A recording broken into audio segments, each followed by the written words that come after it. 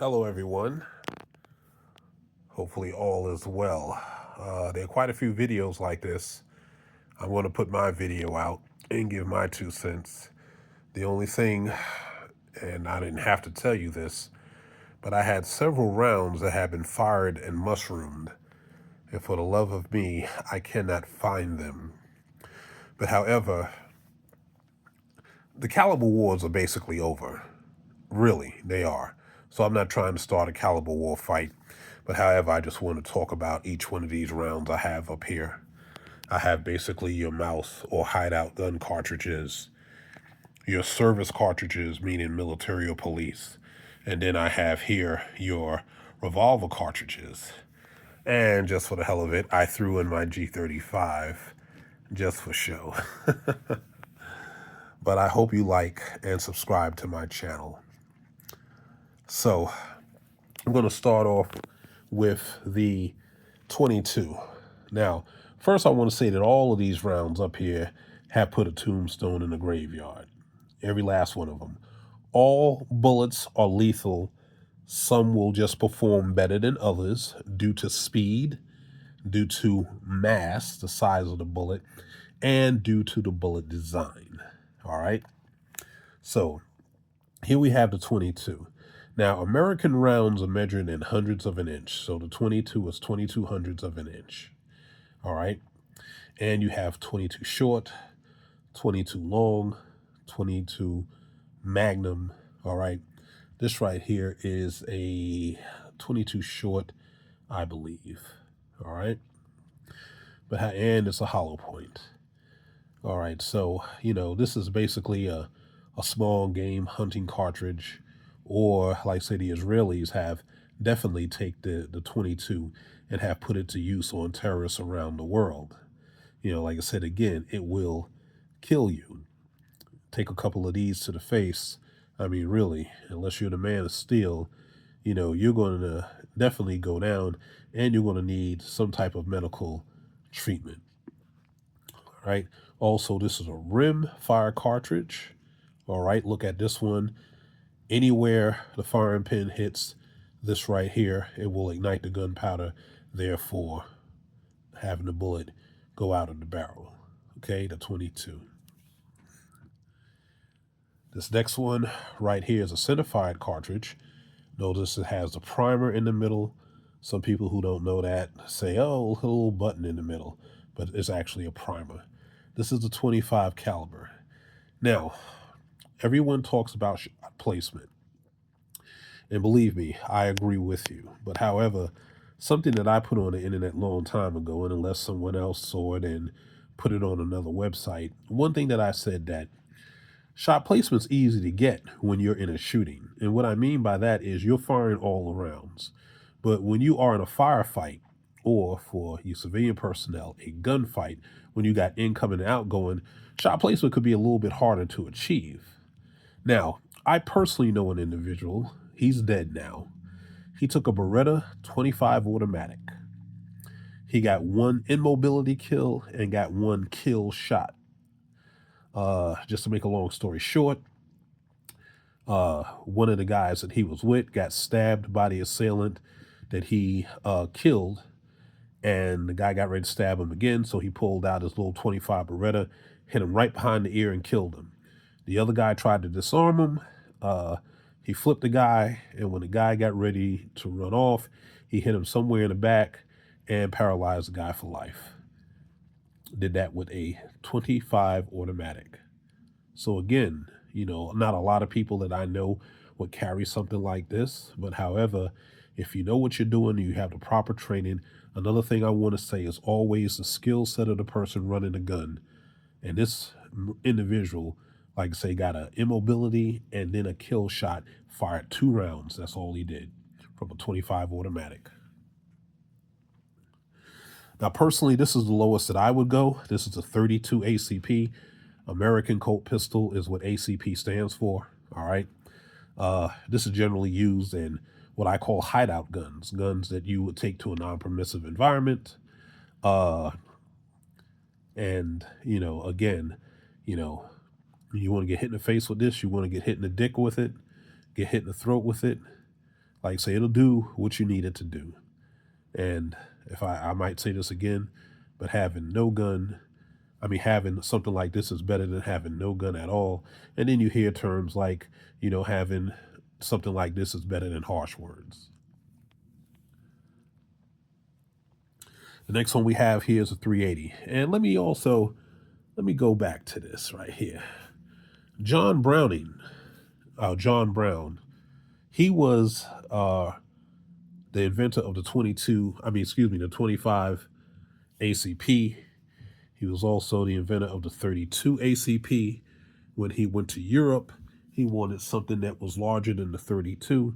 The Germans already had the 9mm, so what he did was he took the 9mm and chopped the case down by 2mm, and thus the 380 was born.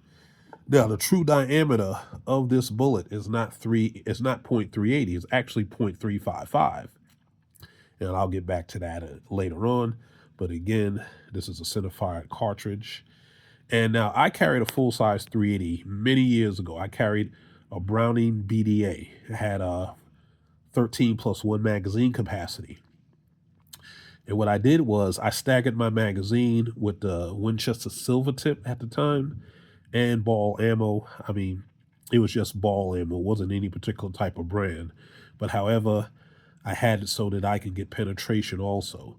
So I had hollow point ball, hollow point ball, hollow point ball. And my first round out was a hollow point. And that's what I did.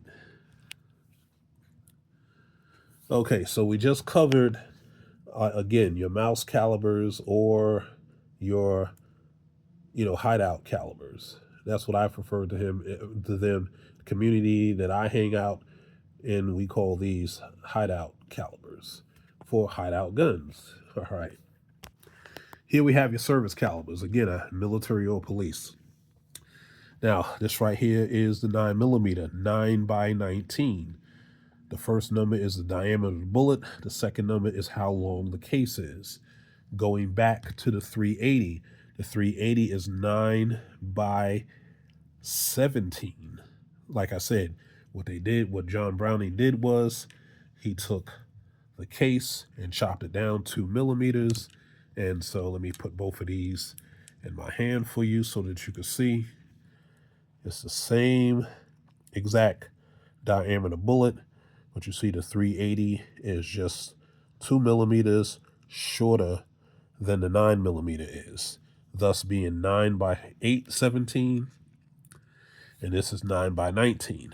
Now, this is what everybody basically in the world uses, but however, you do have 9x21, you have 9x23, and you have 9x25. Now, 9x25 is a 9mm on a 45 caliber case, something like how the 357 SIG is, and we'll get to that next. One thing about the 9mm, it's cheaper to shoot. The recoil is still moderate enough, even when you're using plus P and plus P plus loads, to get very fast follow-up shots. Now, I put this on a forum some time ago. I'm not on the forums. I haven't been on them in maybe 15 years. But I said that the 9mm was load dependent. And one guy responds, yeah, right.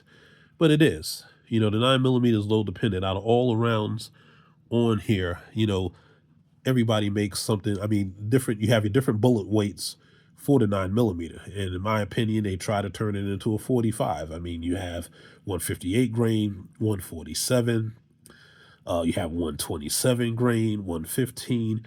I even seen one time 110 in Canada. A lot of different bullet weights for the 9mm.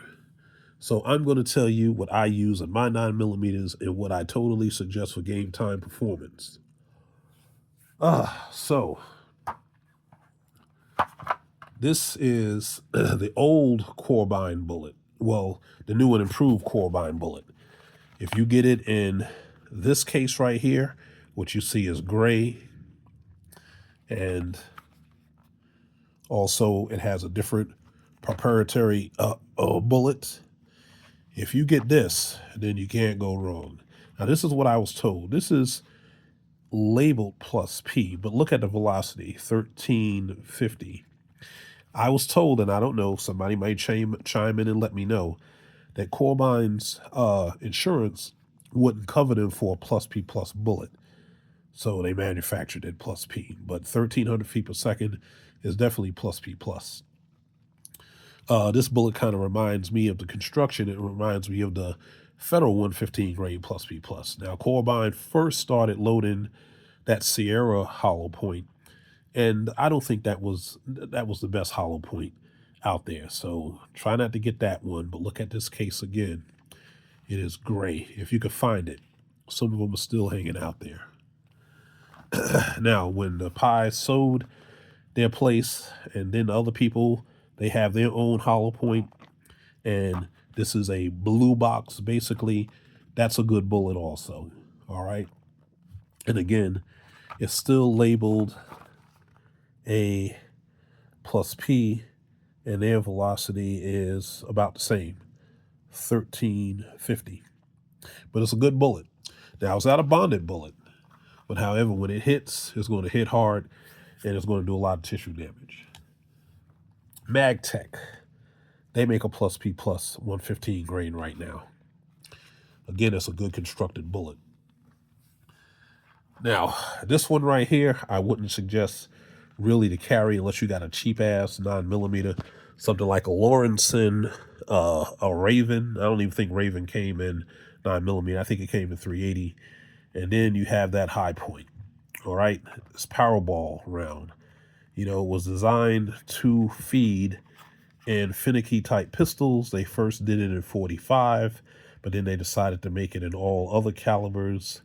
I know of one documented shooting where a guy tried to engage some carjackers through his windshield. And the way this bullet is constructed, I only got one hand, but I'm able to open the box and pull it out. Most of you have probably seen it. It's got this polymer ball, and for a 9mm, this is only a 100 grain bullet. Well, when he shot through his windshield, the ball had started to, is designed so when it hits that it will help mushroom the round, and that's what it did. And, he hit some of the perpetrators, but hell, they could self-medicate themselves. He didn't really do any damage to them.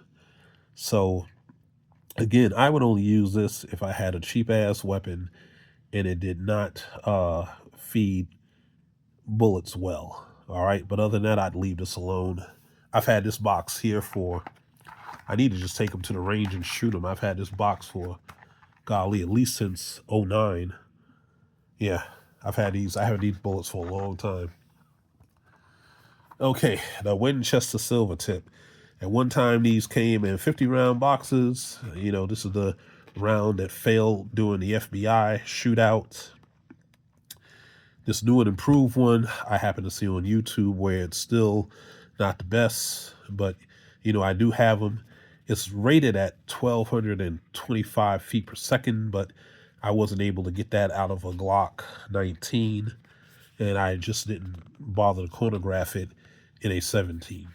But however, like I say, we're not going to stand in front of anything. But however, I understand that people want the best in their weapon for when they get selected to be a victim. Again, I'm not going to stand in front of this, but however, I got news though. All right. The Winchester 115 grain plus P plus. This is the same bullet as this. They just did not make it silver. And Illinois State Police had great success with that round. They upped the velocity, and that's probably all it needs, is to have more velocity. A nice, good bonded bullet is the Gold Dot 115 grain plus P plus. Again, now, maybe I shouldn't say this, but however, there's certain manufacturers out there that are jacking that 115 grain bullet up to 1,400 feet per second. That is too fast. It puts too much stress on the bullet, and it doesn't get adequate penetration.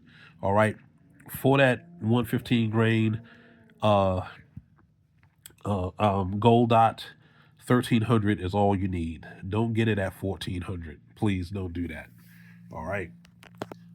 Okay, and then Of course, you have the tried, tested, and true, the 9B PLE. You can see it right there, 9mm Border Patrol Law Enforcement.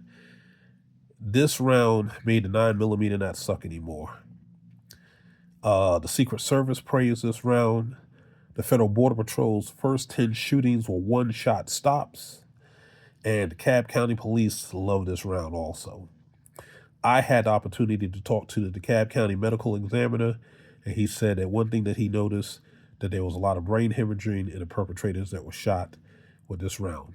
Lightweight, high velocity. Now, again, the caliber wars are over with, but however, it is my personal opinion and some others that the strength of the 9mm relies in its speed. Now, you do have like the critical duty plus P and the standard pressure that are 135 grain that meet all of the FBI's protocols. I had one here that was mushroomed, and it's the bullet design is not for it to totally mushroom like a lot of others, but it's designed to penetrate, and it does what it does, and it should be out of a service length barrel. Don't put it in something you got a barrel just with 3 inches or so. It's much better used out of a 4.5-inch barrel, and that's it. It is what it is. Okay, moving right along, the 357 SIG. All right. This round is basically kind of extinct now, but the first department to use this bullet was the Delaware State Police.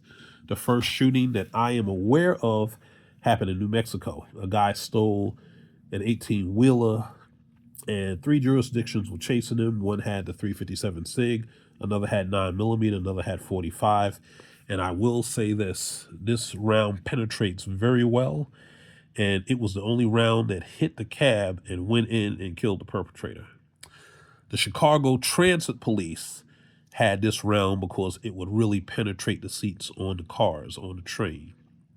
So, but like I say now, basically, let me see, the last people that I knew was using this, and I haven't researched it lately, but North Carolina State Troopers were using this round. Don't know if they still use it, but like say it's a good penetrator, especially when you may have to engage perpetrators in cars, which is basically what they have to do on traffic stops.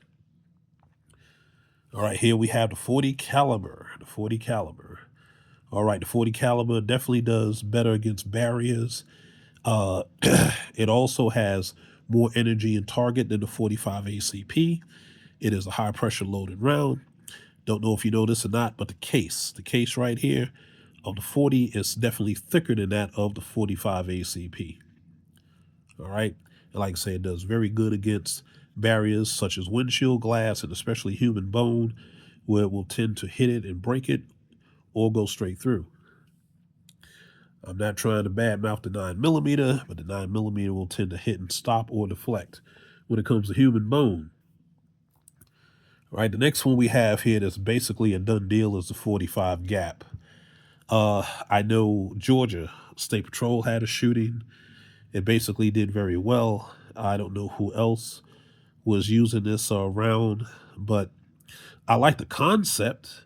What they wanted was 45 and a 9mm size gun. So what they did was they chopped down the case, and as you see here, I'm a little bit off, but if I had these on a table, they are the same height. You can kind of see it here. They're the same height. So, they, like I said, they wanted 45 power and a 9mm size gun. Glock, this is their brainchild. And Glock, Smith & Wesson, and Springfield made a made a gun for it. And then Springfield backed out. And then eventually Smith & Wesson backed out, and Glock were the only ones who made a pistol for this cartridge. But like I say, it's basically extinct. Then we have here the tried, tested, and true 45 ACP, which has very good war credentials and street credentials. But something I want to say to you guys, if you look at the people that we were shooting with this round, not to say that it's not good, but they were small people when we were shooting the Filipinos, and then when we were shooting the Japanese, and then when we were shooting the Koreans and the Vietnamese. They're very small people. So hell, yeah, this round did good. I guess it did. I'm sure it did good against the Germans too. and has done well against perpetrators here in the streets. But just take mindful.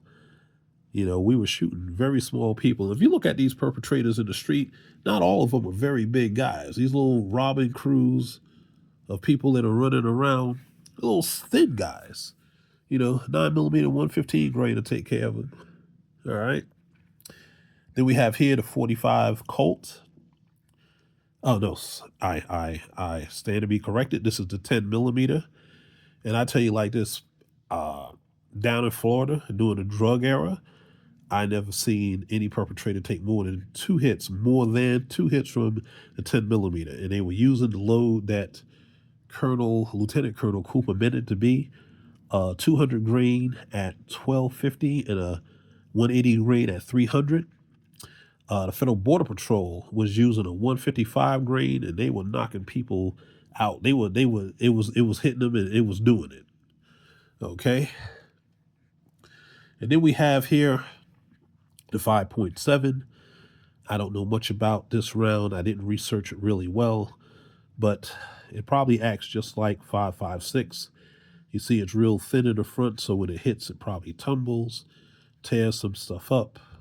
I know the Secret Service gave up their Israeli Uzi to carry that weapon system that fires this bullet. All right. Okay, so that's your service calibers. Now let's look at your revolvers. The 38 Special, right? A lot of people know about the 38 Special. And, I carried a 38 Special as a backup on my ankle for years. And then sometimes I'd put it in a shoulder holster, but I carried 38 Special for years. And will it put a tombstone in a graveyard? Absolutely. The 357 Magnum. They're both the same diameter bullet. The 357 Magnum is just taller, and it has more blast. One time they made a 38 Special plus P plus, long before my time, but you can look it up. But like I said, they went to the 357 Magnum. Okay, now another thing that I want to argue the point, going back to the 9mm, and I said that the 9mm strength is in its speed. Okay, the diameter of the 9mm is a .355, or technically a 9.02 millimeter bullet. The 38 Special is not .38, it's actually .357. Now, because you could take 38s and you can put them in a 357 and shoot them, it's cheaper and you don't have as much recoil. But however, what makes the 357 Magnum a better stopper than the 38 and then the same diameter bullet? 10, 9, 8, 7, 6, 5, 4, 3, 2, 1. If you guess speed, then you're correct. So there's a little bit more argument there as far as, like I said, the strength of the 9mm and its speed. And a 115 grain plus P or plus P plus is flat shooting, it's hard hitting, and it tends to do quite a bit of damage. It doesn't penetrate as deep as a 158, 147 grain, 135 grain. It doesn't. But however, it does a lot of tissue destruction. All right.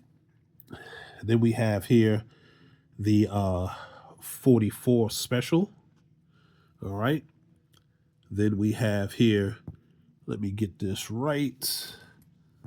Okay, yes, we have here the 44 Magnum. Same thing. You can put specials in a Magnum, but you can't do it the other way around. And then we have here the 45 Colt. This is what they were shooting out of the old cowboy guns. This is what they were shooting. Compare that to the 45. Okay, here. Compare that to the 45 ACP, and you can see the difference. Same diameter bullet, but however, this will definitely put the smack down on your ass. All right, let me just fix this up real quick, and then I'm going to wrap this up. It really pisses me off I don't have those rounds that were shot and mushroomed. I'll probably find them after I do this video. But this is just my take on ammunition. And what should you carry? Like I said, the lowest that I would go is 32 ACP.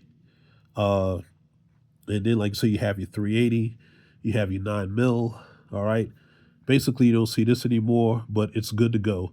40 cal is still around, and then you have 45 ACP. I don't even know anybody that carries a 5.7. I knew of one guy. I don't know if he still carries it. But however, again, all of these rounds will do what you need them to do. You just have to do your part by hitting what you shoot at. Not hitting what you shoot at puts innocent people at risk. That's what happens. Again, it's the skill set of the person that's running the gun. All right? Again, like and subscribe to my channel. I ask you, please. I'm not looking for tens of thousands of subscribers, but just a few. Everybody be safe.